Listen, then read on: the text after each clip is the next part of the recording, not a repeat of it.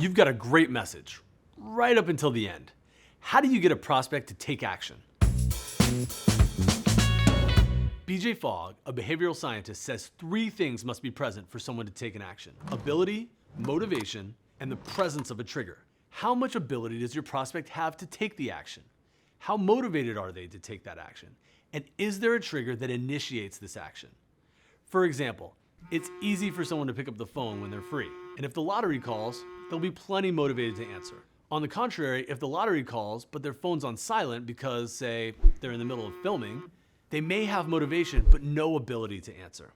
Keeping this in mind when structuring your calls to action will help you get the responses you're looking for. A low-level engineer may be very motivated to solve their problem, but they don't have much ability to impact change in their org.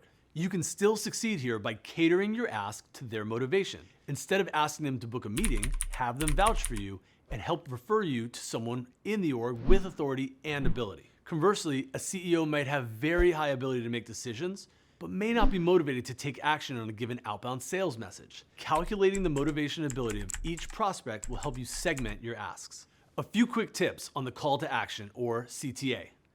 Mix up your asks across touches. Hammering someone to meet with you for 30 minutes might not be the right first step. Don't be afraid to ask for something small, like answering a question, taking in some content, or pointing you in the right direction. Make sure you ask open-ended questions. This maximizes your ability for them to respond. Use dynamic messaging to ask different things from different levels of seniority. And lastly, see our segment on the anatomy of a message where we touch on message structure, including CTAs. While these rules provide a basic guide to follow, the triggers that will work will vary widely from person to person.